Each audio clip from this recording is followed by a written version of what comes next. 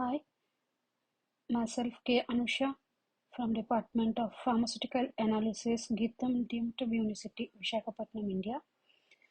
So, my heartful greetings to one and all, and I would like to thank SciTech Central for giving me this opportunity to participate in 39th World Seminar on Pharmacology and Drug Development.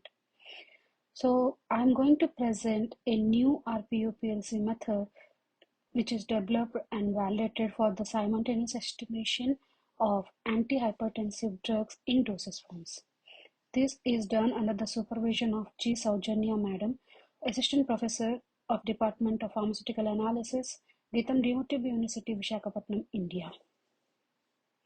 Aim and objective. The aim of this method is to develop a new RP-UPLC method for the simultaneous determination of anti-hypertensive drugs and to validate them according to ICH guidelines and to represent the stability of the product which is developed by UPLC method and to apply the assay of anti-hypertensive drugs in tablet.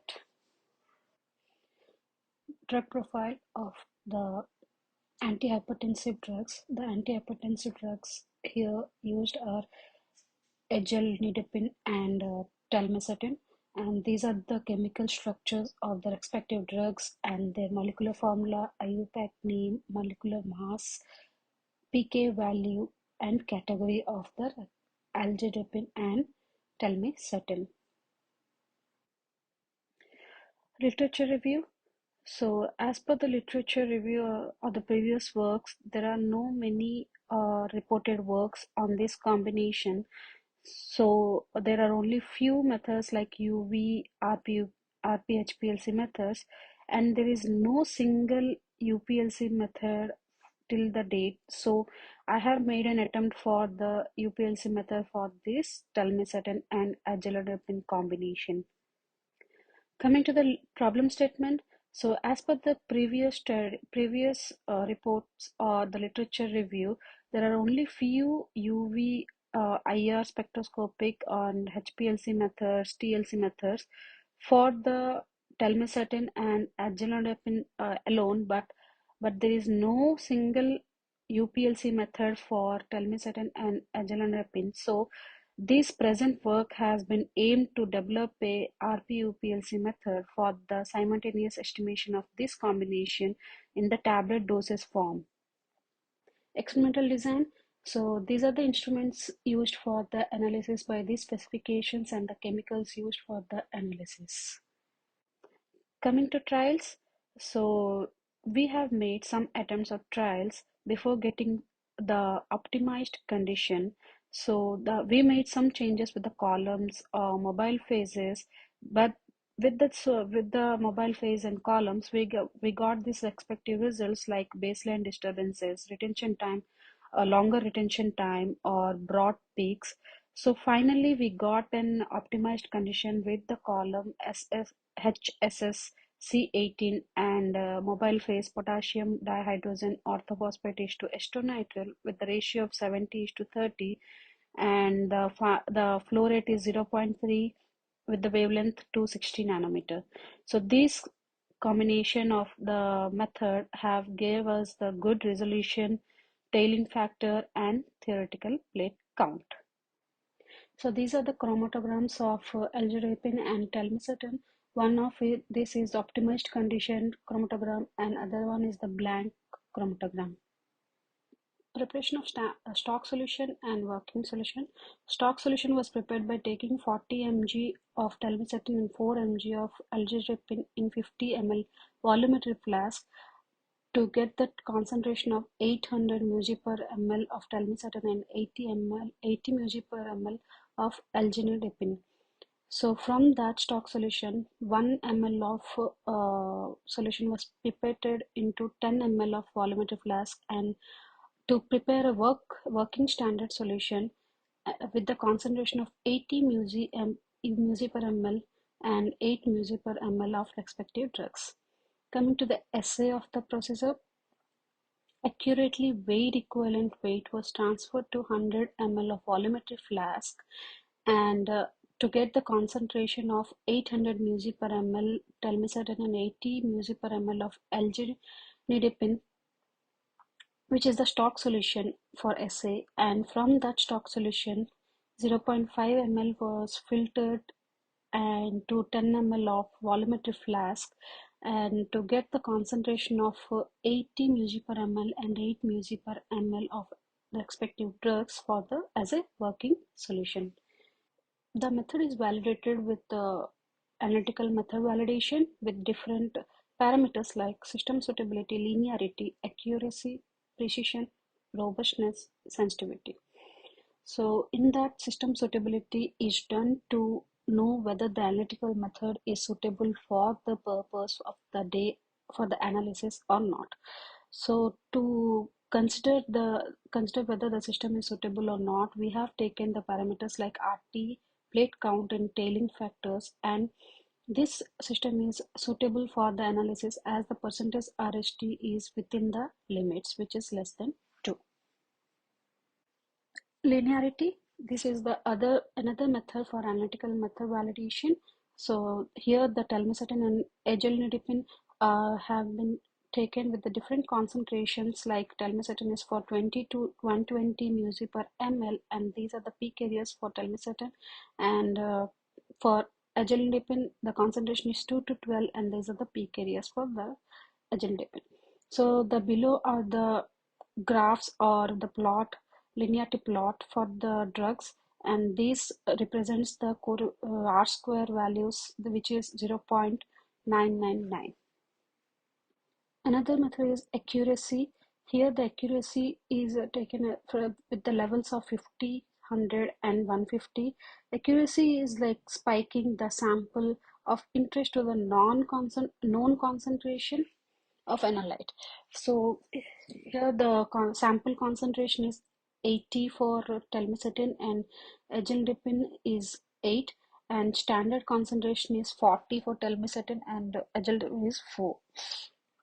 So the accuracy percentage of recovery is within the limits as the percentage RST is less than 2.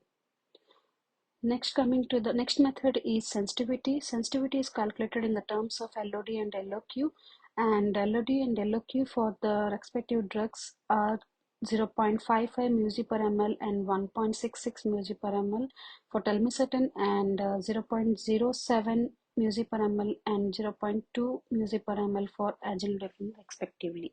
Precision is done with this in a series of samples. So here the precision is represented in the terms of intraday and interday precision, and the intra and interday precision is in the limits according to the percentage, as the percentage RST is less than 2. So coming to the robustness is obtaining the results to find whether the product is stable with the deliberated changes or slight changes made to the sample, like flow rate, mobile phase, or temperature. And coming to assay, for the assay method, we have taken the brand Telma Aged with 80 mg and 8 mg, with the percentage assay for the respective drugs are 99.94 and 98.96. Forced degradation studies or degradation studies for the drugs. So forced degradation is done to investigate or to know the stability of the product which are exposed to different stressful conditions like acidic, alkalic, oxidation, thermal, and UV water. So these respective drugs has been exposed to different stressful conditions, and here are the peak areas, tailing factors, and plate count, and the percentage degradation has been found less than 5%. So the drugs or the product is stable. And these are the chromatograms of forced degradation studies, which are exposed to various stress conditions like acidic, basic, peroxides, photolytic, thermal, and water.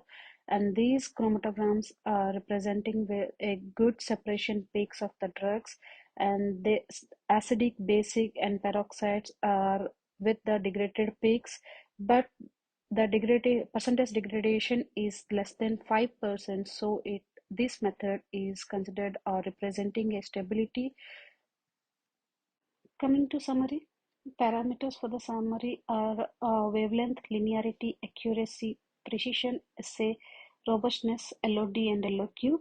So wavelength is 260 nanometer and the linearity for each drug is like 20 to 120 for telmisartan and 2 to 12 for agilintepin, and percentage recovery is within the limits like 100.40 to 101 for telmisartan and 99.53 to 100.8 for agilintepin, and precision has calculated as per percentage RST, so which are less than 2, and SA for each drug is 99.94 and 98.96, and robustness is also within the limits as the percentage RST is less than 2 and the sensitivity is calculated in the terms of LOD and LOQ.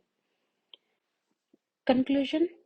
So the developed and validated RP-UPLC method was concluded as a simple, novel, rapid, sensitive, and also as precise, accurate.